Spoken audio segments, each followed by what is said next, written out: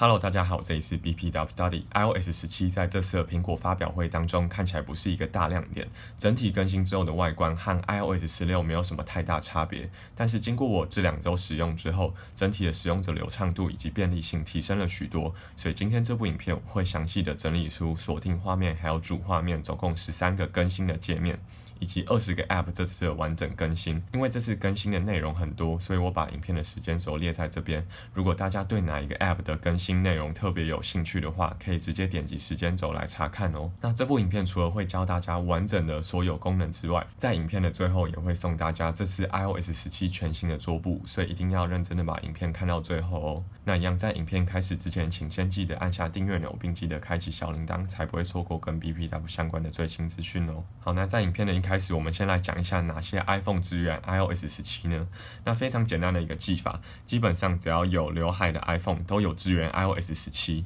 对，那没有刘海的 iPhone 只有 iPhone SE 的第2代有支援到 iOS 17。那像是 iPhone 8或是其他更早之前的 iPhone 就要跟大家说再见了。如果你想要更新到 iOS 17该怎么做呢？那苹果今年提供了一个很简单的方法，你只要点击设定，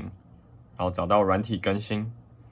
软体更新这边有一个 Beta 版更新项目，那你就可以去调整。如果你现在是 iOS 16的人，它会出现3个选项，会有 iOS 16、16的 Beta 版跟17的 Beta 版，那你就可以自己去做选择。但是在这边还是建议大家 Beta 版还是先不要更新。如果你要更新的话，尽量不要以你本身在用的主装置来更新，怕会有遗失档案或是容易宕机的风险。好，那我们就来切入今天影片的重点，我要来告诉大家13个界面的更新。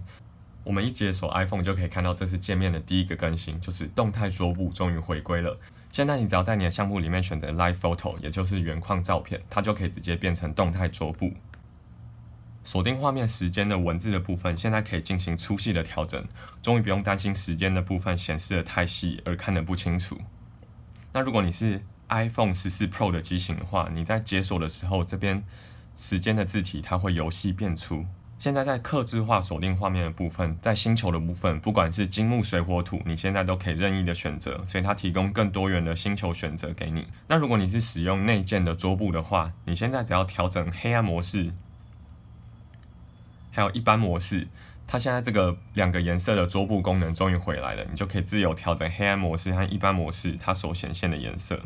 在第6个更新的话，就是我这次最期待的 Standby 模式。不管你是使用插线的充电器，或是使用 MagSafe， 你只要把 iPhone 横放，它就会出现像是时钟的模式。那你可以透过自由滑动去调整显示的内容。旧款的 iPhone 也可以支援。和14 Pro 的差别就是在 Always on Display。14 Pro 的话，它就可以一直显示这个时间，但是一般 iPhone 它过了1分钟之后，荧幕就会自己关闭了。这次 Standby 有几个超神奇的地方，如果我把灯光调暗的话，桌布的颜色就会变成红色，它会跟着环境的颜色去调整。那如果你在 Standby 模式，你收到讯息的话 ，App 它的 icon 就会直接显示在手机上面，让你可以马上知道说现在有收到通知。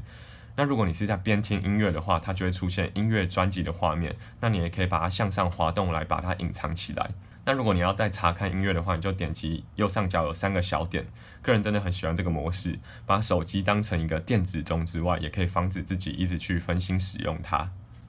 介绍完锁定画面9大更新之后，接下来我们来看一下主画面。首先来看到2个 widget。第一个更新的 widget 是时钟的部分，现在有了一个透明背景的时钟，就不会像以前摆放起来是黑色和白色这么来的突兀，可以融入在背景当中。第2个更新也是超级有感，就是音乐的 widget。我们现在可以直接点击音乐 widget 这边的播放钮，它就可以直接播歌。像是以前 widget 很麻烦，你还要点一下 widget， 然后它会跳进去音乐的 app， 然后你再点击播放。那其实这样的流程就跟你打开音乐 app 根本没有什么差别嘛。所以很高兴苹果终于把这次的更新改善了。假如说我现在更换了 widget 它们的位置，对，但是我反悔了，那现在要怎么办呢？那非常简单，你只要晃动一下 iPhone， 然后它就会出现还原移动小工具，你这时候就按还原，widget 就会回到原本的位置了。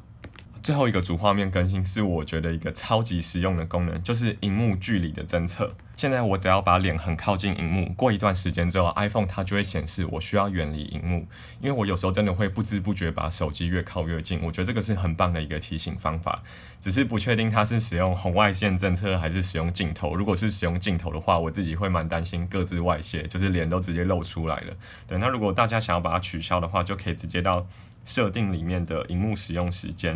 然后这边有一个萤幕距离。你就可以把萤幕距离关掉，它就不会侦测你的脸是否很靠近萤幕了。好，介绍完13个界面更新之后，接下来就是多达20个 App， 超过100个更新。那我就来详细的跟大家说吧。相机、照片7大更新，这次相机的更新很少，但是各个更新都是精华，正中我心。第一个相机更新是关于水平线的自动校正，这个功能真的是让我等超久。以前只有像第三方的 App， 像是 ProCam 才有支援。那这个水平线校正的功能，当你达到水平的时候，它会以黄线还有触控回馈来提醒你，让我现在可以去拍出更专业的美照。第二个相机更新的功能是锁定白平衡。以前 iPhone 在录影的时候会随着环境的颜色去调整拍摄的冷暖色，所以观众有时候看到我的影片的时候会觉得背景颜色有时候偏黄，有时候偏蓝，一直在跑来跑去。那现在我们终于可以到设定去设定这个功能。我们现在只要点击相机，然后在录影这边滑到最下面，这边就有一个锁定白平衡，我们就可以去把它选择关闭或是开启。开启之后，在整个室内的拍摄效果会变得更好。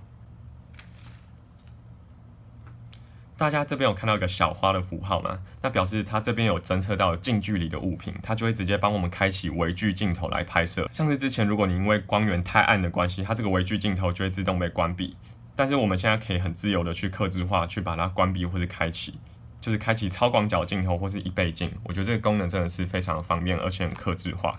接着我们来看到照片的部分，现在在人像辨识的部分，它连宠物的脸都可以辨识。对，但是因为我这边没有宠物的照片，所以没办法呈现给大家。图片第5个更新的话是关于贴纸的制作。贴纸的制作我等一下会在后面讯息 App 跟大家更详细的说明。我们之前只要点击图片，然后我们就可以进行拷贝、加入贴图、全选或是分享。但是现在更厉害的是，连影片的部分也可以。比如说这个影片里面有一个火车头的画面，那我把它暂停下来，同样的我长按，我也是可以把它制作成贴图，是不是非常厉害啊？我现在不管是照片还是影片，我都可以直接截取，然后变成贴纸，或是直接去搜寻。第6个更新是关于图片的裁切，我们现在只要把图片放大之后，它就会出现裁切的符号，我们点击下去之后，它就已经自动帮你裁切成这个放大的比例，那你当然也可以自己再做调整。第7个更新，也就是最后一个更新，大家可以看到，现在照片编辑完成的符号改到右上角。我自己觉得是没有像以前在右下角那么就手。以前编辑完成之后，我只需要点右下角就可以直接完成。我觉得它现在移到右上角，反而变得没有这么就手。那以上就是关于照片跟相机的7大更新。接下来我们来看到电话 App。电话 App 其实已经很久没有更新了，在这次 iOS 17当中，总共有7大更新。第一个更新的话，就是我非常喜欢的自定个人档案的功能。我觉得它摆脱以前电话那种呆板的样子。那它设定的方法其实很简单，其实就跟你设定主画面的桌布的方式是大同小异的。你就是点击自定之后，然后你就可以去修改你的名字，然后看你是要以横书或是直书的方式来表示。那你也可以去修改你的背景风格，所以基本上就和锁定画面设定的方式大同小异。所以现在当你接到对方的电话时，它就会直接出现对方的头像在这边。那如果你是拨电话给对方时，现在电话这个6宫格它也会移到下面，那这边的话就可以更凸显自己还有对方的头像。第4个更新是关于语音信箱的部分，对方如果有留语音信箱给我，那这时候 iPhone 会自动帮我转成文字让我阅读。那这个情况假如换到 FaceTime 的话，我也试一次给大家看。假如说我用这台电话打给我原本这台 iPhone， 然后我现在挂断。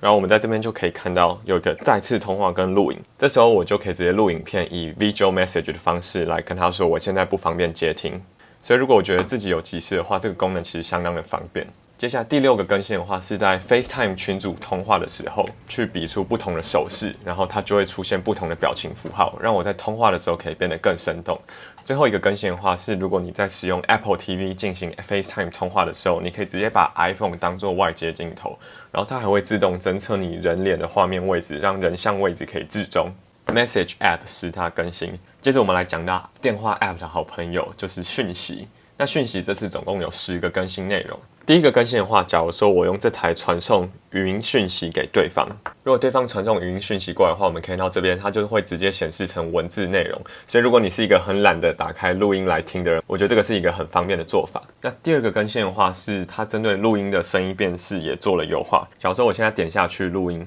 它现在可以辨识说话的能力变得更好，把我的讲话的中文辨识得更清楚。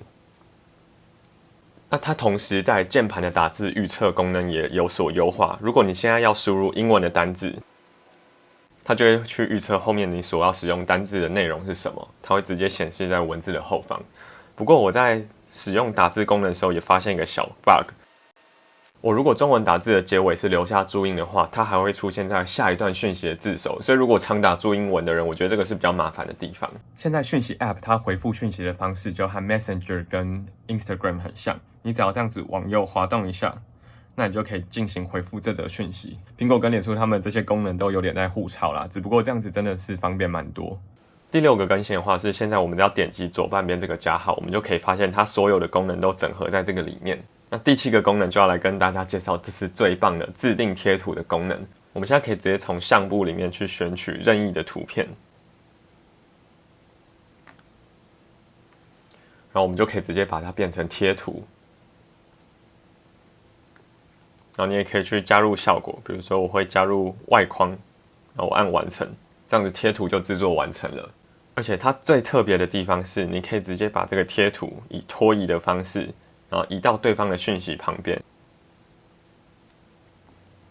而且我们从另一只手机也可以看到，如果我在这边放贴图的话，对方手机同样也是可以收到的。我自己这样玩下来，真的是蛮想要直接把 iMessage 当成主要聊天的 App 了，但不过也是要别人跟着用才有用了。而且这个贴图它更好用的地方是，你可以把它应用在其他的 App 上面。比如说，我们就以 Messenger 为例，我们只要点击表情符号这边，它就可以直接传送所属的贴图。而且你看，它这个贴图的好处是，它会自动帮你去背。在第8个更新的部分是在 Memoji 的部分。Memoji 的部分这次就新增了几个新的表情符号。第9个更新就是有男女朋友、妻子、老公的人，你就要担心了。iPhone 版的 Zenly 出现了，现在 iPhone 里面多了这个平安通报的功能。所以，假如说你现在平安抵达住家或是某一个地点的时候，它就会直接通知对方。我觉得这个功能蛮实用，但是同时也蛮可怕的。希望大家要慎用，不要因为过度使用而吵架。最后一个第10个 Message 的更新，就是在搜寻的部分。我们现在在搜寻讯息的时候，可以用不同的筛选器快速去寻找讯息。比如说，我要去找有连结的讯息，那我只要找连结，它就会自动帮我筛选出有连结的这些人有哪些。其实就跟我们在主画面所使用的 Spotlight 搜寻它是类似的。对，你就可以使用人物啊、连结等内容去快速筛选，比较好去找到讯息。AirDrop 4大更新，接下来是 AirDrop 的更新，比前面的更新还要更加精彩。现在，假如我们是2个陌生人，那我们只要把2台 iPhone 互相靠近，我们就可以看到一个很炫炮的光芒，然后咻一下，我们就已经交换完对方的联络资讯了。我们以后终于不用担心 LINE 和 IG 我们扫 QR code 那种尴尬又漫长的等待了。我们现在只要这样子，双方的手机互相碰一下，就可以交换联络资讯。那这个功能同样可以套用在我们平常使用的 AirDrop 上面。我来示范一次给大家看。比如说，我现在在超过100人的教室里面上课，那我要分享 AirDrop 的时候，我可能会找不到我的组员在哪里嘛，因为人太多了。那这时候很简单，我们只要把双方的手机这样子互相靠近。你看，我这样子就可以直接收到对方传来的 AirDrop 档案在这边，那我就可以直接点开之后就得到对方的档案了。我们也可以发现整个 AirDrop 它的图示跟界面也优化得更加好看。那如果这时候你的组员突然尿急想要上厕所也没有关系，如果你 AirDrop 传到一半，另一台手机远离之后，它也是可以继续在互联网上面完成档案的传输。第4个功能超级棒，假如说我现在使用 Apple TV 在看影片，那我这时候只要把另一台 iPhone 靠近，它这边就会显示说，我们要不要一起同播共享，一起看影片？那我现在只要这样子点击下去，这样子就可以使用2台 iPhone 来一起看影片了。那那如果你在播音乐的时候也是一样的。如果我现在正在用我这台手机播歌，那同样的，我用另一台手机靠近，它也会询问说音乐需不需要同播共享。那这时候我按同播共享之后，那这样子对方就可以跟我一起听同一首歌了，是不是非常的方便呢？所以我们可以发现，这个 Name Drop 还有 AirDrop， 我们用 iPhone 去拉近了人与人之间的距离，把 iPhone 当成一种社交工具。接下来我们要来讲一下地图这次的更新。那我觉得第一个最棒的更新就是在离线地图的部分，我们现在只要点击这边的头像，然后我们这边就可以看到一个离线地图。然后你按下载新地图之后，你就可以根据目前你现在的位置，然后它就会去帮你框取所选的范围。然后其实如果你要框选到全台湾的大小也是可以的。其实全台湾的地图大小大概只有1GB 而已，所以其实这个档案我觉得算是没有很大。比如说你在隧道里啊，或是在山上突然连不到网络的话，我觉得这个离线地图的功能其实是非常实用的。对，然后在其他地图的功能的话，我们就要用到我们的 CarPlay 主机来看一下。那我们现在就把画面移动到我们的车上吧。像 CarPlay 的导航，我们可以看到这边加上了红绿灯的符号。在下个红绿灯左转。它现在语音会说前方大约200公尺处，在哪一个红绿灯左转或右转，所以它现在把我们的整个位置跟红绿灯的描述变得更加清楚，所以我现在在导航的时候非常方便，就不会怕说，会不会走错路啊，或是找不到路。Apple Watch 上面也会同步显示你现在该怎么走，然后你要转弯的时候，它也会透过手表震动的方式来提醒你。对，然后在 CarPlay 的主机上面还有 SharePlay 这个功能，你可以直接让用别人的手机扫描 QR code， 然后来播他们手机里面的音乐，就不一定要用自己这台手机来播音乐。对方想要听什么音乐，他就可以直接扫描 QR code 来聆听。第四个地图更新的话，就是 CarPlay 里面增加了一些新的桌布，这个就是小的更新，所以我就简单带过。设定10大更新。好，接下来我们要来讲一下 iPhone 设定当中的更新。那总共有10个更新。那这次的更新其实蛮多元的。第一个更新，我们先来讲到放大镜的部分。我们可以直接打开控制中心，然后我们这边就可以看到一个放大镜的符号。那我们现在打开之后，在最右边这个地方，我们可以看到一个方框，那它叫做侦测模式。那侦测模式，它意思是说，它可以去侦测人像啊，侦测大门，侦测文字，还有侦测你手指比到的东西。对，比如说我现在开启手指侦测的模式。那我只要摆放一个物体在这边，然后它就会侦测到我的手。照 iPhone 官方说的话，就是我手指比到这个东西，它就会去帮我命名说这个东西是什么。对，只不过现在还是 beta 版，所以我们没有办法看到完整的功能。再来第二个更新也是大家非常常用到的功能，就是 Haptic Touch 的地方。我们在设定当中，然后点击辅助使用，点击触控，点击触控回馈，那我们就可以看到 Haptic Touch， 它这边多了一个 default， 就是预设的一个力度。所以我们现在这样子点起来就会变得比较自然，像是以前的 Haptic Touch 它是只有分慢跟快，那慢的话你看好像很用力点了都没有反应的感觉，然后快的话又有点太灵敏，对，所以它这次更新了一个 default 的功能，我觉得自己用起来是觉得比较舒适，使用者流程也比较顺畅。在第三个设定的更新的话，大家应该知道有验证码这个功能嘛，以往的话我们只有在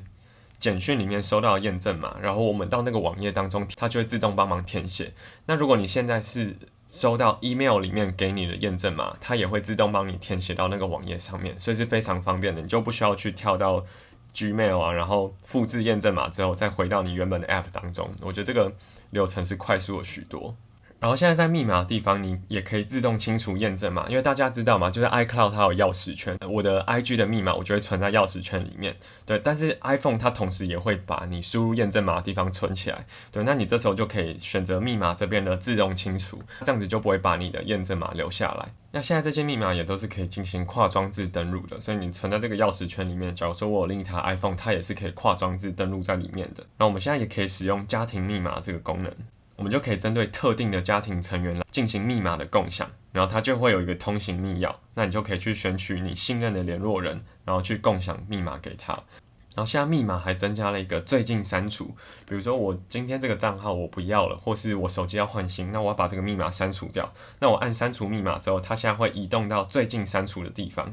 第8个更新是关于萤幕使用时间的部分。那现在萤幕使用时间的部分，我们这边的内容与隐私权限制，就是你可能会看到一些敏感的东西或是不好的东西，那现在也可以用在个人的身上。以前你只能去设定对方啊或是家人的隐私设定，那现在你也可以针对自己的隐私去做。然后第9个部分是关于个人声音的部分。那我们这边可以去制作个人的声音，然后我们就可以在所有装置去共享它就可以去录制自我的声音，然后 iPhone 它会去储存你的个人声音，让 iPhone 可以代替你来讲话。那我们等一下可以来实测一下这个功能。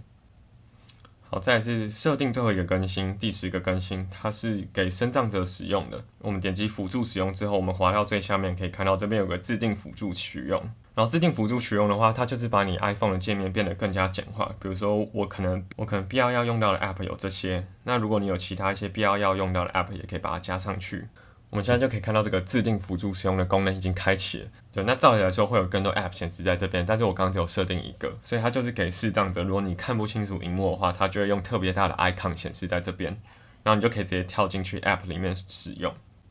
我们就点击锁定按钮3下，然后我们就输入刚刚所设定的密码，它就会结束自定辅助取用。健康3大更新，接下来我们看到健康 App， 它有3大更新。对，第一个的话就是它界面有稍微改变，那第二个的话是它增加了一个全新的功能，叫做心理安康。那心理安康的话，它主要就是去问你说，你今天心情怎么样，然后去帮助你在心灵层面上去给你一个分数。比如说我们这边就可以点击月历，我们就可以发现，我6月11、14、17都有做心理安康的记录，那它就会帮我去评分，说我这天的心理状态是不是好的。那我觉得它这个测验其实还不错，我可以带大家试做一次。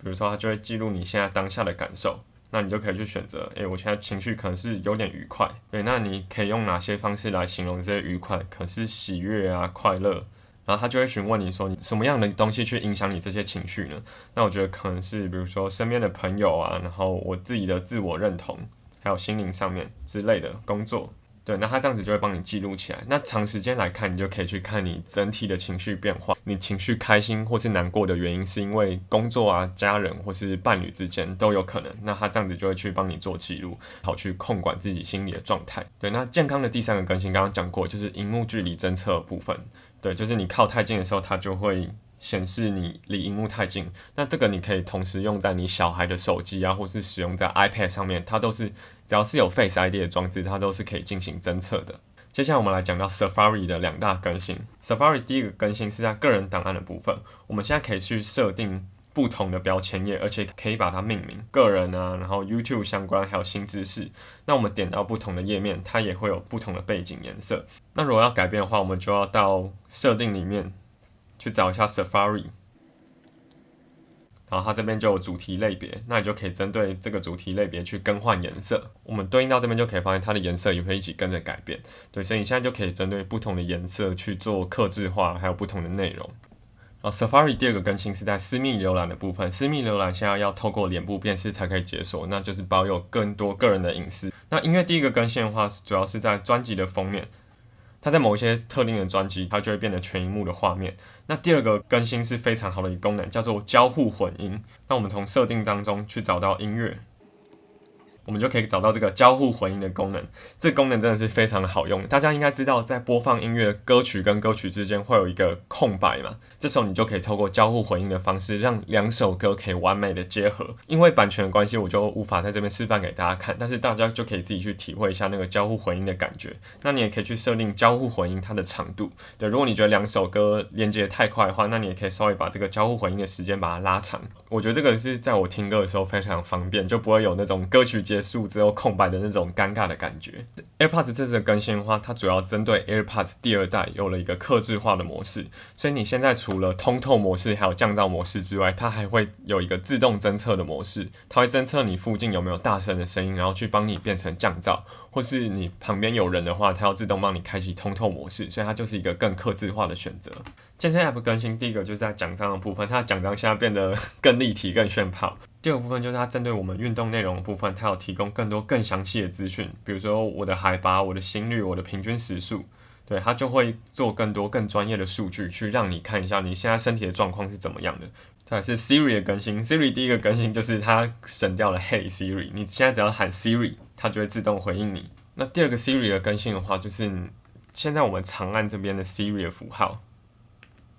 它会有一个触控回馈的感觉。我认为是有可能是 iPhone 15 Pro 它会改成那种 Haptic Touch 的按钮，所以现在提前开放在其他装置让我们做测试。对，那我们就敬请期待15 Pro 的发表吧。接下来还有一些比较小的 App 的更新，我就快速跟大家带过。再来是 AirPlay 有2个更新。第一个更新的话是它会自动建议你先前的连接对象，比如说我可能有蓝牙装置啊，或是我有家电，那它现在你打开 AirPlay 之后，它就会自动去帮你连接先前的装置。然后未来在饭店啊，或是在电视上面也都会有 AirPlay， 所以你进到饭店之后，你就可以直接用 AirPlay 把你的 iPhone 投影到电视上面，这个真的是非常的方便。在备忘录的部分，这次全新增了 PDF 的功能，那你现在可以直接针对这个 PDF 档案去编辑，然后你也可以点击右上角的地方去看它 PDF 不同的页面，然后你也可以去直接把它选取啊、拷贝、划重点。所以我觉得备忘录现在也慢慢的在优化，走向类似像 Google Notes 啊，或是其他 PDF 编辑的软体。然后再来的话是一个大家比较少用的 App， 叫做无边记。